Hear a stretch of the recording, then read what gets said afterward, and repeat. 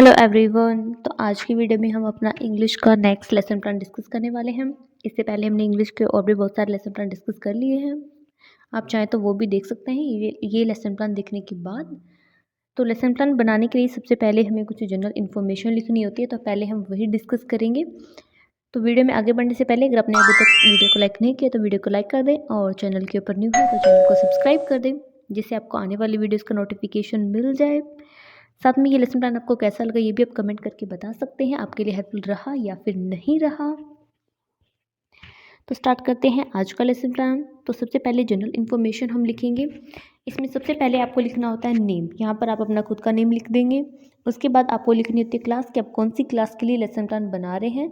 तो हम जो लेसन प्लान बना रहे हैं वो आप जैसे कि 6, 7, 8, क्योंकि हमारा जो आज का लेसन प्लान है वो एक स्टोरी है, the monkey and the crocodile. ये स्टोरी जो कि आप 6 क्लास के स्टूडेंट को भी करवा सकते हैं, 7th के स्टूडेंट को भी करवा सकते हैं, और 8th क्लास के स्टूडेंट को भी आप करवा सकते हैं। तो आप जिस भी क्लास का लेसन प्लान बना रहे हैं वो क्लास आप यहाँ पर लिख देंगे। उसके बाद आता है हमारा सब्जेक्ट, कि आप कौन से सब्जेक्ट का लेसन प्लान बना रहे हैं। तो हमारा सब्जेक्ट इंग्लिश है। उसके बाद आती है average age of the pupils. ये आपको लिखने की आप किस क्लास के स्टूडेंट का लेसन प्लान बना रहे हैं, उस क्लास के स्टूडेंट की एवरेज एज कितनी थी। अगर आप 6 क्लास का लेसन प्लान बना रहे हैं तो आप 6 क्लास के स्टूडेंट की एवरेज एज लिखेंगे, और अगर आप 7th का बना रहे हैं तो आप 7th क्लास के स्टूडेंट की एवरेज एज लिख देंगे। फिर हमें लिखना होता है टॉपिक, कि हम किन टॉपिक के ऊपर लेसन प्लान बना रहे हैं। तो हमारा जो टॉपिक है वो है the monkey and the crocodile. तो ये सारी होती है हमारी जनरल इन्फॉर्मेशन जो हमें अपने हर एक लेसन प्लान के अंदर लिखनी होती है। उसके बाद हमारे पास आता है कंटेंट एनालिसिस। आप जैसे कि हमने कौन कौन सी चीज़ें यहाँ पे कंटेंट यूज़ किया है वो आपको यहाँ पर लिखना होता है। जिसके पहले हमारे पास आती है मॉडल रीडिंग, उसके बाद आती है knowledge of the new words, उसके बाद आती है स्पेलिंग ऑफ न्यू वर्ड्स। ठीक है, ये सारी चीज़ें हमारे कंटेंट के अंदर है। फिर आते हैं लिटरेरी एनालिसिस।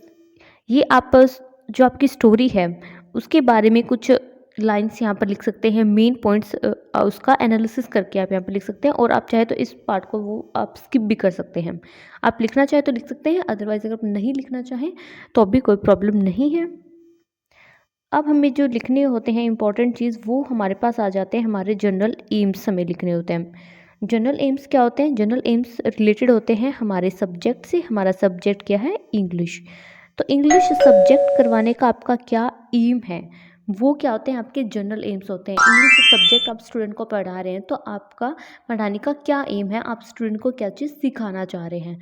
तो जैसे कि फर्स्ट है to enable the students to speak and write correct English, और सेकंड है to enable the students to read the lesson with the correct pronunciation, और थर्ड है to develop the vocabulary of the students. तो ये सब क्या हो जाते हैं? हमारे जनरल एम्स हो जाते हैं। उसके बाद नेक्स्ट हमारे पास आते हैं इंस्ट्रक्शनल ऑब्जेक्टिव्स, या फिर आप इनको स्पेसिफिक ऑब्जेक्टिव्स भी बोल सकते हैं। स्पेसिफिक ऑब्जेक्टिव्स जो होते हैं वो हमारे टॉपिक से रिलेटेड होते हैं, कि उस टॉपिक को करवाने का एक टीचर का क्या एम है। तो हमारा टॉपिक क्या है? वो एक स्टोरी है, the monkey and the crocodile. तो ये स्टोरी आप स्टूडेंट को क्यों करवा रहे हैं, इस स्टोरी से आप स्टूडेंट को क्या चीज़ सिखाना चाह रहे हैं, तो वो हमारे इंस्ट्रक्शनल ऑब्जेक्टिव्स हो जाएंगे। तो वो भी आप यहाँ पर लिख देंगे। फिर जैसे कि फर्स्ट आता है हमारे पास, जो हमारा ऑब्जेक्टिव है वो होता है नॉलेज, कि इस स्टोरी को पढ़ने के बाद स्टूडेंट को किस चीज़ की नॉलेज मिलेगी। तो वो आप यहाँ पर लिखेंगे, यहाँ पर बच्चों को एक्सप्लेन कर देंगे। The students will be able to recall the meaning of the difficult words use in the lesson, की जो लेसन के अंदर डिफ़िकल्ट वर्ड्स यूज़ किए हैं स्टूडेंट को जो क्या उनके बारे में पता चलेगा, उनको नॉलेज होगी इस चीज़ की। फिर आती है अंडरस्टैंडिंग, कि स्टूडेंट की किस तरह की अंडरस्टैंडिंग यहाँ पर इम्प्रूव होगी। फिर आते हैं एप्लीकेशन, कि स्टूडेंट को जो इस टॉपिक को पढ़ने के बाद जो नॉलेज मिलेगी वो किस तरह से उसको अप्लाई कर सकेंगे। फिर आते हैं स्किल, कि इस टॉपिक को पढ़ने के बाद किस तरह से स्टूडेंट की जो क्या स्किल इंप्रूव होगी। फिर आते हैं टीचिंग एड्स यूज्ड, कि ये टॉपिक करवाने के लिए आपने कौन कौन से टीचिंग एड जो क्या है यूज़ किए, जैसे कि चौक, डस्टर, ब्लैक बोर्ड एट्सेट्रा। ये क्या होते हैं? हमारे टीचिंग एड्स होते हैं। अगर आपने इस तरह का कोई एड यूज़ किया तो वो आप यहाँ पर लिख सकते हैं। फिर आते हैं इंस्ट्रक्शनल टीचिंग एड्स, कि अगर आपने कोई और अपने इंस्ट्रक्शन के लिए टीचिंग एड्स यूज़ किए हैं, जैसे कि अलग से आप मॉडल चार्ट, पीपीटी यूज़ करते हैं, तो वो आपके इंस्ट्रक्शनल एड होते हैं, तो वो भी आप यहाँ पर लिख सकते हैं।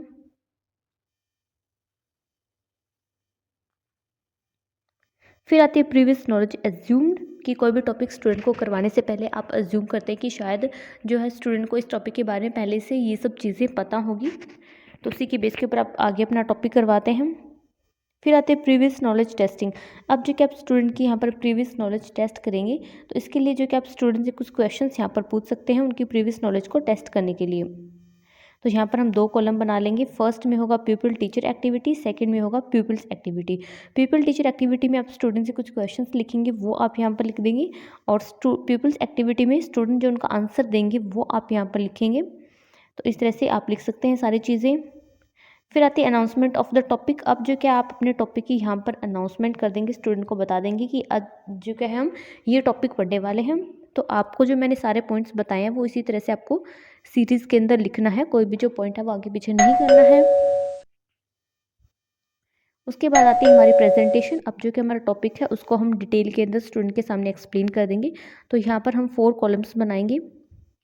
फर्स्ट कॉलम होगा टीचिंग पॉइंट, सेकंड होगा पीपल टीचर एक्टिविटी, थर्ड होगा पीपल्स एक्टिविटी, फोर्थ होगा हमारे पास ब्लैक बोर्ड वर्क। तो टीचिंग पॉइंट्स के अंदर हमारे लेसन के प्लान के अंदर जो भी मेन हेडिंग्स होंगे, जो भी मेन पॉइंट्स होंगे वो हम लिख देंगे।